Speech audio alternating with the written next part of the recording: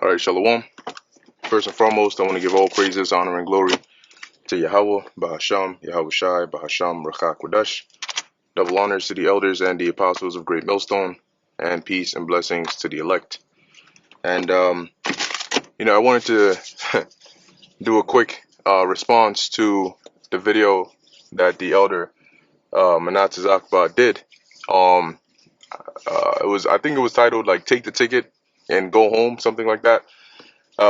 But pretty much it was in the video. You see this woman, right, Israelite woman, and when I say Israelite, I mean she's Jake, but I don't think she's like she knows she's Israelite. I don't know if she does or not.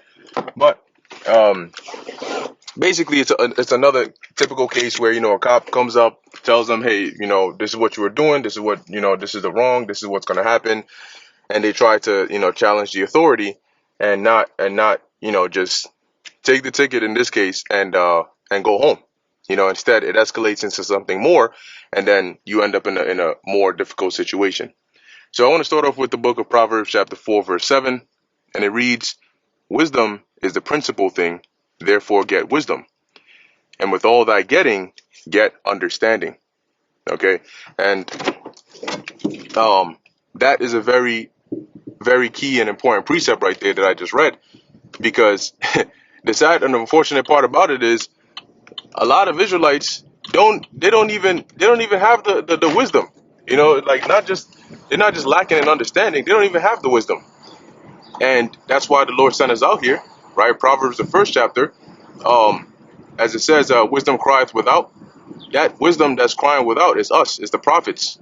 Because in Psalms 19, it talks about how in them hath he set a tabernacle for the sun, which represents that understanding, that knowledge, wisdom, and understanding. So the Lord has blessed us, open up our minds and our eyes to come out here and, open up your minds and your eyes if you be of the elect, right? But to grant you that wisdom through the Spirit, all right, really through the message that we're given, so that you can apply that.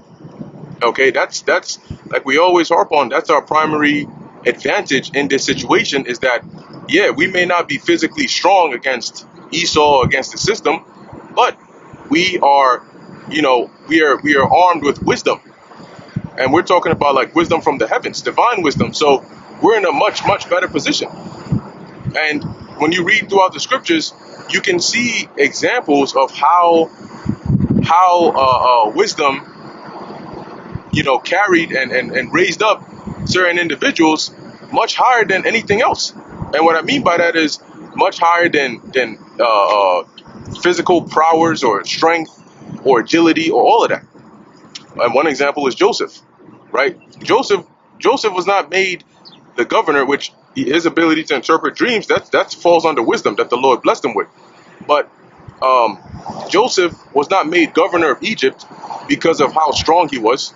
The scriptures say that he was goodly, right? Goodly looking. When you look into it, it basically like he had a good looking face, but also a good physique, which is why one of the reasons why Potiphar's wife wanted to commit adultery with him, but of course he denied that. But it wasn't his physical abilities that made him governor. It was the wisdom that the Lord blessed him with, because not only was he able to interpret dreams, but he was an overly competent individual. That's why he could fulfill that role and advise accordingly. And that's one example. You also have the example of Daniel, right? And like I said, Daniel wasn't out there, doing backflips and cutting off people's heads, right?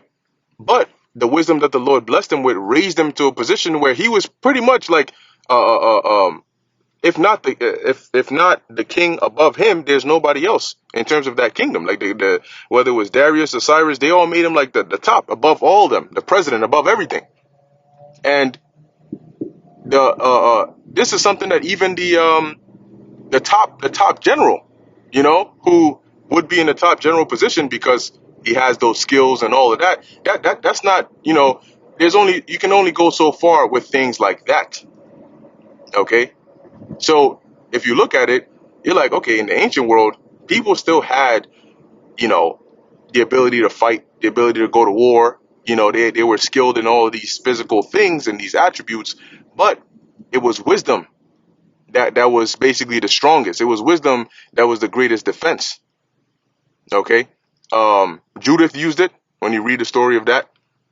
And so when you come back into our day and age, I think a lot of people don't realize the power in wisdom. Like the saying, knowledge is power, or knowledge is key, that kind of thing. That's very true, but a lot of people don't understand it because they haven't experienced it. And the power comes in applying the knowledge and the wisdom and the understanding. You know things, but why do you know things? Why are you taught certain things?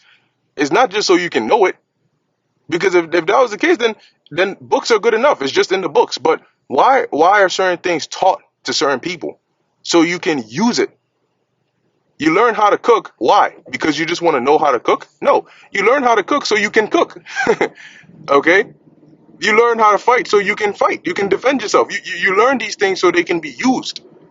The problem is, however, Jake they don't put into practice the things that the scriptures teach us on the practical level. So going back to the situation with this lady right here, in that video, it's like I gotta roll the windows down a little bit, but going back to the lady in the video, she could have really avoided that whole situation had she applied wisdom. Okay, had she not been all ratchet and that's the one thing that it's always interesting to see, because it's like, if the cop tells you that you have already committed a violation, you're going to get a ticket. There's nothing you're going to do that's going to undo that. So at this point, the only outcomes are you keep it as it is now, or it gets worse, because the ticket is a given. You're going to get that. But when you start to act up on top of that, then you're not just going home with a ticket. If you get to go home, you might go home. You might go to the ultimate home, which is the spirit world, or you might end up getting arrested. Like this woman, I think it turned into a whole felony, right? And like I said, you could have just eaten up the ticket and gone, because when you act that way, only people who actually have the power to do something about it, right, would really in their right mind act that way. But when you act in a way as if you have authority in this situation, when you actually don't, what do you think is going to happen to you? When it's put to the test, it's going to be seen that now you're in handcuffs in the back of a cop car, and now you're pleading. You're trying to plead with the officer, and that I never understood that thing. Why would you piss off somebody who has the authority, and then when they finally exercise the authority of you, then you want to plead with them? They're already pissed off. If you wanted to plead with them, you should have pled with them when they weren't pissed off by you in the first place. You see? But when you read the book of Proverbs, for example, I think it's Proverbs, the first chapter, but it mentions teaching. There's a part in there that mentions teaching subtlety to the simple. There are certain things that applying wisdom will get you out of certain situations. Sometimes you're just gonna have to take an L. Okay? He told you you're gonna take a ticket, take the ticket and go home, bro. You know what I'm saying? Like, that's the best situation you can be in right now. But now you're trying to argue it. You're trying to do everything else in the world, but that, guess where you're gonna end up? You're not gonna end up in a good place, and that's because you lack the ability to analyze the situation and realize, no, your best option right now is to just calm down and go with the flow. Yahweh Shai showed us a perfect example. As he said, he could have called down legions of angels, but guess what? He didn't. Right? He took the low road and said, look, you know what? I have a job to do, and I'm here to do it, so let me just do that instead. I'm not here to play. Right now, we're not the tough guys. We're the wise guys. Okay? And really, in actuality, the real tough guy is the wise guy. Okay? Because he, like the saying goes, brains over brawn. You can be the strongest. You can be the Hulk. All right? But for those that are familiar with like DC, for example, right? DC Universe, DC Comics, you'll notice like there's a lot of like Batman. I'm sure we've all heard about Batman. A lot of people are fans of Batman, although Batman doesn't really have superpowers.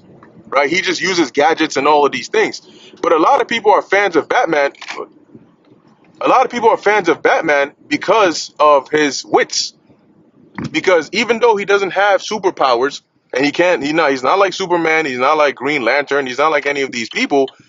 He uses his knowledge and wisdom and understanding to put himself in an advantageous position to where here it is, you're fighting against this Kryptonian, right? And you're able to defeat. Imagine being able to defeat a Kryptonian and you have no superpowers, because it's not about brawn, it's not about physical strength, okay, but it's more so about wisdom. So tying it all back to the point, is going back to the response to this video, as the title said, take the ticket and go home. That's the wisest thing you can do in that situation.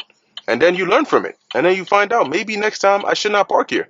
Maybe next time I should not, be in this situation because, hey, I might have thought there was nothing wrong with it, but apparently there was.